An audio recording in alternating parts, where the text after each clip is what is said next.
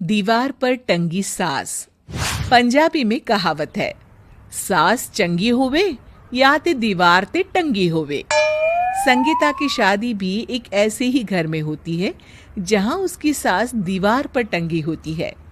ससुर और पति शादी के पहले दिन उसे सास के फोटो के सामने ले जाते हैं, जहां ससुर जी कहते हैं, बेटा बेटा संगीता, ये तुम्हारी सास थी, बहुत नेक और भली, लेकिन थोड़ी गुस्सैल थी। गुस्सा आने पर सब तहस नहस कर देती थी, पर अब ये इस दुनिया में नहीं है। हाँ संगीता, माँ होती तो तुम इनकी कोई बात टाल नहीं सकती थी, वरना तो माँ घर में भूचाल ले आती। संगीता मन में खुश होती है कि अच्छा है कि ऐसी औरत अब इस घर में नहीं है, लेकिन दिखावे के लिए वो जैसे ही सास की फोटो के सामने हाथ जोड़कर खड़ी होती है, ये क्या? सास उसे देखकर मुस्कुराने लगी। संगीता आंखों को मलकर एक बार फिर से देखती है, लेकिन फिर सास के चेहरे का भाव, भंगिमा यानी एक्सप्रेशन बिल्कुल बदले होते हैं। वो अपने पति और ससुर को कहती है, माँ की तस्वीर तो स्माइल कर रही है। ना ना बेटी, ये कैसे संभव है? जरूर तुम्हें कोई गलती हुई होगी, ऐसा कैसे हो सकता है? लगता है तुम शादी की सारी फॉर्मेलिटी करते करते थक गई हो, तुम्हें आराम की जरूरत है संगीता। खैर, सारे संगीता की बात को इग्नोर कर कमरे में चले जाते हैं। वैसे सास की फोटो पर एक्सप्रेशन एक के बाद एक बदलते ही रहते हैं। सुबह होती है, पति और ससुर को काम पर भेजकर संगीता कमरे की सफाई करने में लग जाती है कि तभी उसे आवाज आती है, टेबल ठीक से साफ करो। ऐसे भी कोई टेबल साफ करता है? इससे अच्छा तो ये गंदा ही था। किसी औरत की आवाज सुन संगीता दंग रह जाती है और सोचने लगती है कि आवाज कहाँ से आई। आवाज को नजरअंदाज कर वो फिर से अपना काम करना शुरू करती है, लेकिन इस बार तो आवाज बिल्कुल उसके कान के पास से आती है। मेरा घर है ये, जब तक मैं थी चमका कर रखती थी, हर एक चीज शीशे की तरह थी।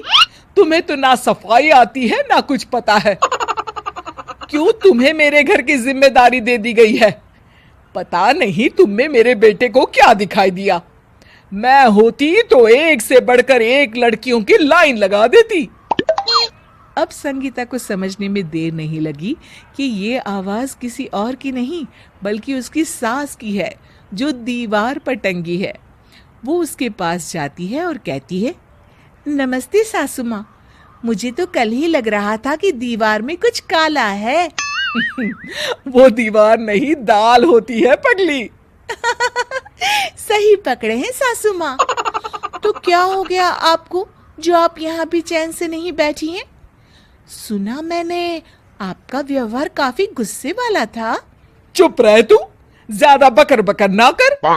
घर का काम करना तो आता नहीं, आई है मुझसे बहस करने। हाँ देखिए सासू माँ, मैं आपसे साफ साफ कह देती हूँ, मुझसे पंगा लेने की कोशिश मत करिएगा।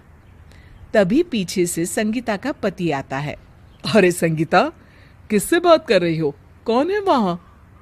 संगीता की सास की फोटो फिर से पहले जैसी हो जाती है। आपकी माँ से कह रही थी कि मुझे काम करना आता। अरे संगीता, माना सास के ताने हर बहू को अच्छे लगते हैं, लेकिन यहाँ तो माँ है ही नहीं, तुम तो फोटो से ही। तुम भी लाजवाब हो संगीता। किसी को विश्वास नहीं होता कि संगीता अपनी मरी हुई सास की फोटो से बात करती है। वहीं आए दिन संगीता की सास संगीता को किसी न किसी बात पर आते जाते ताने देती। संगीता को भी अब सास के तानों और उनसे बात करने की आदत हो गई। वो कभी खानदान की कहानी तो कभी तीज त्योहार कैसे मनाए या किसी व्यंजन की रेसिपी सास से ही पूछती। सारा दिन घर में अकेली संगीता की सास अब उसके लिए तानों के साथ पक्की साथी की तरह भी रहने लगी थी, जो किसी और को नहीं बल्कि संगीता को ही सुनाई देती। तो देखा आपने, सास बहू का रिश्ता हर रिश्ते से ऊपर होता है, फिर चाहे वो खट्टा हो या मीठा।